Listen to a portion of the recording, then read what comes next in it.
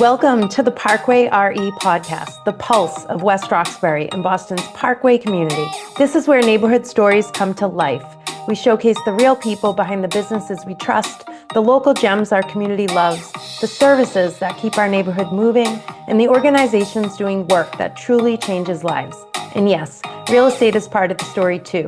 The homes, the history, the market, and the momentum, shared from the front steps, not from the sidelines. No scripts, no noise, just real conversations with the real people shaping our streets. Whether you live here, work here, or just love this corner of Boston like we do, welcome to the Parkway RE podcast. Welcome to the Parkway Real Estate Podcast. I'm your host, Danielle O'Brien, and today's episode is particularly close to my heart. We are joined by Kris Jerome, the mother of Anna and founder of Anna's Pals. I actually know Kris personally. She was the K-1 teacher for both of my children at St. Teresa's School, so I've seen firsthand the care, heart, and dedication she brings to everything she does. Her cause means so much to me and to our community as a whole. Our company is proud to partner with them every year as a drop-off spot for their gingerbread house drive, and we'll hear about that. And as part of that, we hold an open house called Charity and Cheer in December and invite our clients, friends, and families to participate and spread their mission. When I decided to start this podcast, I knew immediately that Anna's Pals would be one of our first guests. And so today, Kris is here to share stories about Anna, the remarkable young woman she was, how her life continues to inspire others, and the meaningful work of Anna's Pals. Welcome to the show, Kris. Thanks you. Thanks for having me. This episode is sponsored by Parkway Real Estate. For more information, call 857-400-9078 or reach us online at parkway.realestate.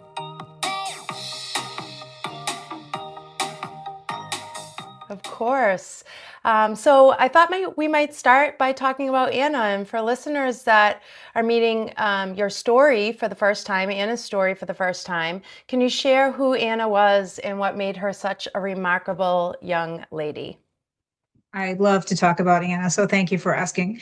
Anna she was a twin, a big sister, and a friend, granddaughter, cousin, athlete, student, just everything your typical teenager truly is. For those who don't know her story, she was diagnosed with an aggressive form of leukemia when she was 14, and she lost the battle when she was 15. She went to St. Teresa's while I was teaching there, which was, such a gift for me, particularly now looking back, that I was able to, take my kids to school with me, take them home with me. And we just probably had more togetherness than a lot of families do with their kids. She was her twin brother's caretaker, 100%, making sure that his work was done on time, his binders were in order, making sure he took a shower when he was supposed to take a shower if he was ignoring me. I mean, she was just, they were really close, and she loved to make sure that, he was well taken care of. And the same holds true for her younger sister. She always wanted to make sure that she had everything she needed and she was taken care of also. In fact, towards the end, when things were tough, her goal in life, Emily, all three of them were accepted into Boston Latin School, and her goal was to make it to bring Emily to Latin with her, because she and Will went together. She wanted to make sure that the three of them got to go together, and fortunately for her and for Emily and Will, they were able to do that. So what made her remarkable was everything. And I think that outside of the family, her true goal in life was to be a good friend. She had her friend group called the Pals, and they were so incredibly tight. In fact, the rest of the Pals are still incredibly tight. And that's truly what she cared about. She cared about, being that one person that you could rely on. And for, a 13, 14-year-old girl, sometimes that's challenging. And she really made it her goal to make sure she was someone that her friends could rely on. And that's the goal of Anna's Pals, is to make sure that, these kids going through treatment have a pal. Right. That's so special. What let's dig into her a little bit more. Like what brought Anna joy during her teenage years, even, amid the battle that she went through? Her friends, she was a foodie. There was nothing that child would not eat. Um, Music, she loved music. I mean, she was a big Hannah Montana fan. So, when Miley Cyrus came out on her own, she was so excited about that. Kelly Clarkson, I mean, she grew up since You Been Gone was her theme song. In fact, in the hospital, she would just belt out, "What doesn't kill you makes you stronger." That was, she loved that. And then Taylor Swift, she was so excited. She had actually, when she was hospitalized, she had tickets to the Red Tour, and she wasn't able to go because she was hospitalized. And her friends started on Twitter this hashtag Taylor Meet Anna, and it really got some traction. Mayor Menino tweeted it, Counselor O'Malley tweeted it, and then Channel 7 actually came to the hospital and interviewed her because of it. So Oh, wow. Taylor didn't come. We were so disappointed, but yeah, that gave her a little bit of joy while she was in there. Something to look forward to. Watching who was Right. responding to that. Yeah, it was exciting. Right. I can only imagine as a teenager that being so exciting. Yeah. In regards to food, did she have an actual favorite food of all the foods that she loved to eat? Chinese food. Okay. Chinese food, orange chicken. She would have me, because her sleep schedule was off in the hospital, and she would have me, waiting at the emergency room doors for delivery at 2 or 3 o'clock in the morning. Whoever would deliver Chinese food at that hour. Yeah. Oh my gosh. Oh my gosh. That's amazing. So Anna has continued to inspire lives, and some of the initiatives that you have put in place have really kept her memory alive. Could you talk a little bit about some of the fundraisers that you've done over the years, some of your favorites, some of the yearly ones that have stuck around, and fill people in on how you're keeping her memory alive in that way? Thanks. I would love to. She was a shopper. That was another habit of hers. And so she would make fudge and bring it to craft fairs and sell it at the holiday season and use that money to buy gifts for other people. She was a true gift giver. She liked to see the look on your face when you opened the gift, that she was very thoughtful in gifting. And so on the holidays, we sell fudge in her honor and use that money as a fundraiser. She developed her own recipe, and that is the recipe we use when we sell fudge around the holidays. She was a runner, so we have tried a couple different races to have. We did a couple around Jamaica Pond because that's where she practiced with her track team.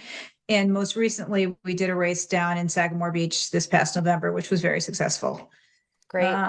We have an annual golf tournament, which has been sold out the last couple of years, which is very exciting. It's over at George Wright, so it's nice and local.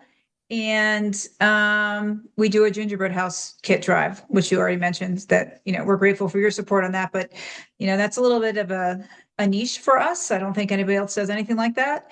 And those kits go to local pediatric hospitals so that the kids have some bedside activity while they're hospitalized. And that started with Children's Hospital, but it's expanded to other hospitals throughout Massachusetts. Correct. Yes, we started with Children's. This year we did Children's, Franciscans, Mass General, and Bay State, which is out in Springfield. Nice. That's wonderful. And your candles too. I actually have one of the candles here. Thank you. Because it's like my favorite scent. I remember the Reflections one. Reflection, yes. We tried to do she was in her, for Reflection, she was in her Justin Bieber era. So we tried to do some musky teenage smell. I actually love nice, it. though. It's a middle-aged woman. So it's not horrible. Yeah. No. So with all of these initiatives that you have going on, and there's even been more. I mean, I could think of the race around town and the casino nights. I mean, there's really just been so much that, puts the Anna's Pals logo and the stories like in front of everyone so they can connect with it. So how has sharing her story with everyone changed your own relationship with the neighborhood? An interesting question. I think I went from just you know, a local teacher with kids growing up in the neighborhood to, someone who was a lot more active in the neighborhood and planning these events and meeting more people. It's definitely forcing me to meet a lot of people that I wouldn't have met otherwise, which is great. I mean, the community is outstanding. Yeah.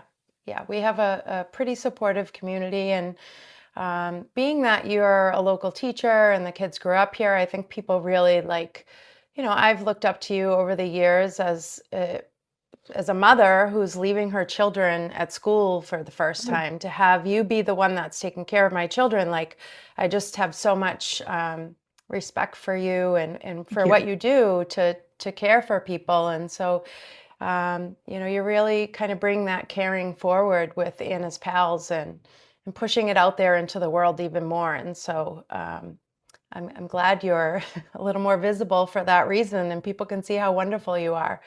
Thank you. We've talked a little bit, and I know a little bit about what's coming for the future, but I wonder if you might share with others what you have coming up this year, places they might find you to buy fudge or join the golf tournament at George Wright, and also, what's coming up for the future. I mean, you have some big things coming up. We do have big things coming up. So one of Anna's favorite activities was going to the beach. And what we learned through her treatment is when she ended up having a bone marrow transplant, and that wipes out your immune system completely, to the point where the vaccines you had as a child are no longer effective. I mean, that you have no immunity whatsoever. And so these children, like Anna, cannot go anywhere except for home and clinic appointments. There is no place that's safe for them. Activities that we take for granted, going to the store or even to the park, are oftentimes out of reach for these kids. You can't go to grandma's house. You can't go to a friend's house. I mean, it's really an isolating experience. When the pals would like to come over after, they would have to be outside. So when she was home, they could meet her outside, and as long as there was an airflow. I mean, I think we learned a lot about this during COVID, and I think that experience helped people realize what we were doing a little bit. I mean, I think without the COVID lockdown, I'm not sure people really comprehended what it meant like to be in your house, because you can't go anywhere. But the difference is, for COVID, we were all locked down together. Every family was in lockdown. And for Anna and these other kids, they're in lockdown, but the world is going on around them. And that can really be an isolating experience, and really, it doesn't help with your healing when you're, kind of sad and run down and missing what life should be. Right. So our initiative is to create a beach house destination for immunocompromised children. It's the first of its kind. As far as I know, nothing like this exists on the planet. There's a lot that goes into this so that it's medically safe for these kids. But we have purchased a property in Sagamore Beach, which is right before the bridge, Sagamore Bridge. So it's, an hour to Children's Hospital, which is great in case, God forbid, anything were to happen. We'd have, a way to get to their doctor pretty quickly. It's an old schoolhouse, which I love because Anna was such a student and I'm a teacher. So I think it just comes full circle for us. And we are converting the 8 classrooms into 2-bedroom suites so that each family will have a soundproof apartment to stay in for a week. And that will allow these kids to talk with other kids that are going through the same thing. It will allow the family to be together in a bonding atmosphere. So siblings, might not resent the sick child as much as they do, because their life is turned upside down too. And just really allowing these families that are going through such a hard time to find someone else who relates to what they're going through. I feel like, Right. that will truly make a difference for these families. Right, right. Did you meet other folks going through this while you were going through it, or more so after? Um, while we were on the regular floor, I say regular, I mean the chemo, the treatment floor before the transplant, we met a lot of families, but once you go into transplant, it's pretty isolating. Right, okay. Um, and the people that we met on the regular floor, you know, a lot of us had the same outcome. I mean, it's a tough, just a tough disease, and Right. you know, and we were all at different phases. So one would be in transplant side while we were on the regular side, or they would, be released and get some horrible infection and have to come back in. So it was very, very fluid, the people that were Right. in and out of there. Right. So this would be a way to remove them somewhat from that situation and put them into kind of a week of, I don't know, relaxation and not really seeing all of that happen. Right. It would be just a respite, just to get away from Right. a safe way to get on. They can't get on an airplane. They can't go to an Right. Airbnb. I mean, they can't even go to their grandmother's house. So, but they can come here, and if their family's local, they can meet them there and, Right. utilize our outside space and, go sit and have pizza on the beach at night and all Right. the things you can't do while you're you know, in your home or in an apartment building or who knows where. Oh, I kind of feel like we were fortunate in a way that, we have a home with a fenced in backyard that Anna and her pals and siblings could sit out and hang out with. But for people who live in buildings, there might not be that sort of space. Right. And so I think it's even more necessary for these guys to have a space where they can be together. Right. Oh, that's so special.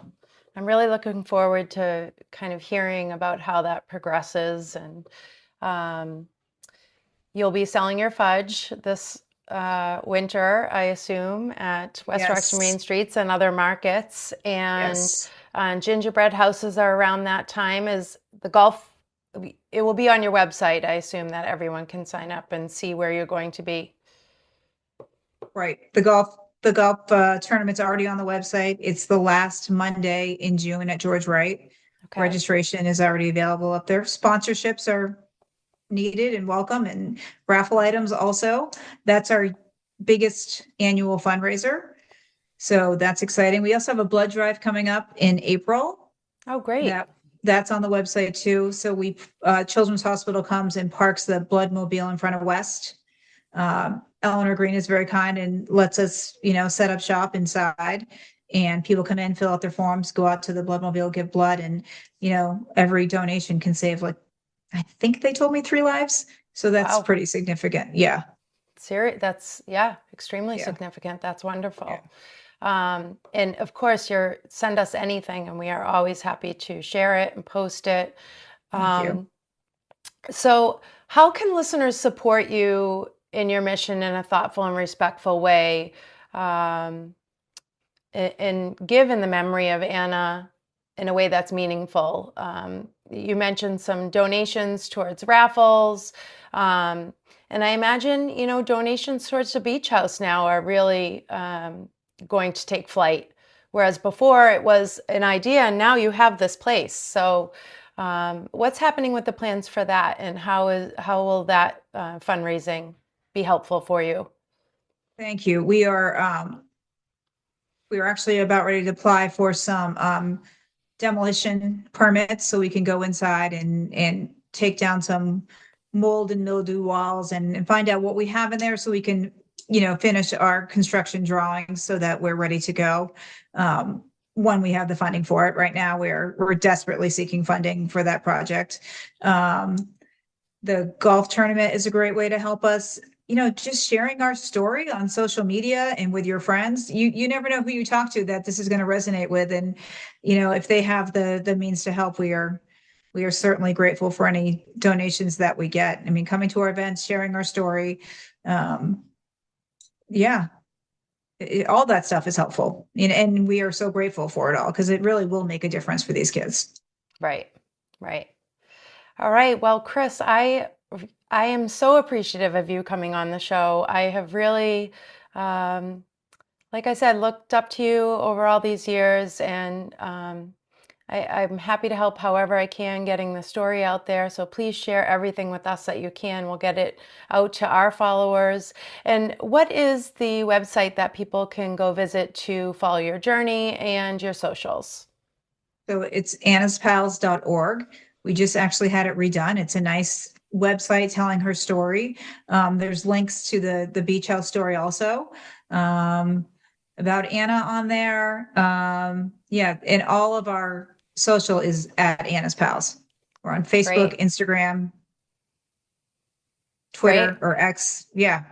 And we'll Thank be you. sure to Yes. share those as show notes for people that are listening in or checking in on a podcast site. They'll be able to look at the show notes and easily click out to your links. And on my end, I promised folks that I would be giving them real estate stats, but we tape these shows in advance, and we got walloped by snow. And so I was not at my office doing my normal things that I would normally be doing today. I'm doing this from my dining room.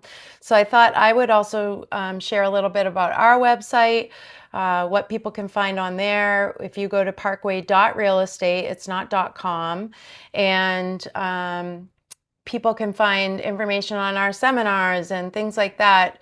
I will get some real estate stats out to people in the next episode, but I thought it might be best to share that. A lot of times from the real estate side of things, we are prepping people well ahead of when they're going to be buying or well ahead of when they're going to be selling. And so on our site, you can find information on some seminars we have coming up. We have home selling coming up. We have home buying coming up. We are doing tomorrow night, but by the time this airs, it will be past a color code seminar to learn all about how to pick paint colors for your home.